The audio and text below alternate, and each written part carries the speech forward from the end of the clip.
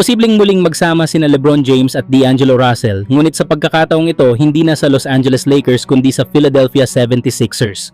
Ayon sa mga lumalabas na ulat, inaasahang maghihiwalay ang Memphis Grizzlies at si D'Angelo Russell sa pamamagitan ng buyout o posibleng trade na magbibigay sa veteranong point guard ng pagkakataong maging unrestricted free agent at pumili ng bago niyang kuponan. Isa sa mga kuponang maaaring maging interesado ay ang Philadelphia 76ers, lalo na kung naghahanap sila ng murang ngunit subok na veteranong guard para punan ang kanilang final roster spot. Kung mangyayari ito, muling makakasama ni D'Angelo si LeBron James, ngayon ay suot ang uniforme ng Sixers. Kung mapupunta siya sa Philadelphia, inaasahang magiging backup point guard siya ni Tyrese Maxey. Malaki ang maitutulong niya sa second unit dahil sa kanyang kakayahang magdala ng bola, gumawa ng opensa para sa kanyang mga kakampi at magbigay ng instant scoring mula sa labas at mid-range. Isa rin siyang veteranong playmaker na kayang kontrolin ang takbo ng laro kapag nagpapahinga ang mga pangunahing bituin ng Sixers. Gayunpaman, may malaking tanong pa ring kinakaharap ang posibleng reunion na ito. Handa nga ba si LeBron James na muling makasama si D'Angelo Russell? Hindi lingid sa kaalaman ng maraming NBA fans na madalas mapuna si Russell dahil sa kanyang depensa.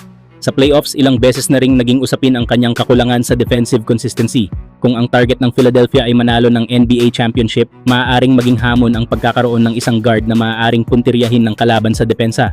Sa kabilang banda, kung tatanggapin ni D'Angelo ang kanyang papel bilang backup point guard at maibibigay ang kinakailangang opensa habang pinapaliit ang kanyang mga kahinaan sa depensa, maaari siyang maging isang mahalagang pyesa sa rotation ng Sixers. Ngunit kung hindi maaayos ang aspetong iyon ng kanyang laro, posible rin itong maging isa sa mga dahilan kung bakit mabibigo ang Philadelphia na maabot ang kanilang pangarap na makuha ang susunod na NBA championship. Sa ngayon, wala pang opisyal na kasunduan sa pagitan ni D'Angelo Russell at ng Philadelphia 76ers. Gayunpaman, habang papalapit ang inaasahang buyout, tiyak na magiging isa ito sa mga pinakamainit na usapin sa NBA offseason. Samantala grabe, may bagong AK-47 na ang Lakers. Nakakatakot ang posibleng duo nila ni Austin Reeves. Opisyal nang isusuot ni Arthur Kaluma ang number 47 sa Los Angeles Lakers, dahilan para mabuo ang bago niyang palayaw na AK-47, isang bansag na inihahalin tulad sa dating NBA star na si Andrei Kirilenko, na siya ring nagpasikat sa naturang nickname. At mas lalong kapanapanabik ang sitwasyon dahil makakasama niya sa Lakers si Austin Reeves, na kilala naman ng mga fans bilang AR-15. Kaya isipin ninyo, AR-15 at AK-47 sa iisang kuponan. Talagang nakakatakot pakinggan pa lang ang kombinasyon ng kanilang mga palayaw. Ngunit hindi lang sa nickname umiikot ang usapan.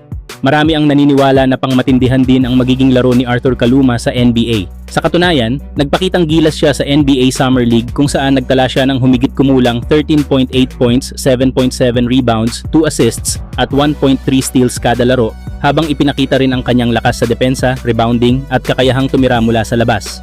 Dahil sa ipinakita niyang husay, marami ang naghahalin tulad sa kanyang estilo ng laro kay Naz Reid. Pareho silang may kakayahang maglaro sa loob at labas ng pintura, may lakas sa rebounding, kayang dumepensa sa iba't ibang posisyon, at may shooting touch na malaking tulong sa modernong NBA. Kaya hindi na rin nakapagtataka kung bakit binigyan siya ng Lakers ng isa sa kanilang two-way contract roster spots. Nakita ng koponan ang potensyal ni Kaluma na maging isang mahalagang rotation player sa hinaharap, lalo na kung maipagpapatuloy niya ang ipinakita niyang dominanteng laro noong Summer League.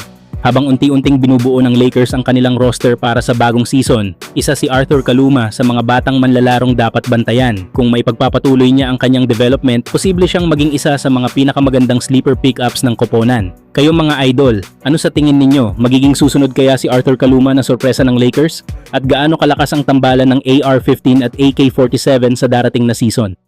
They're still staying with their game plan defensively. They're still making it difficult.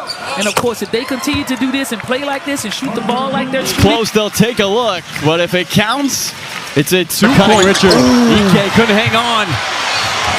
Kaluma ahead of Leones.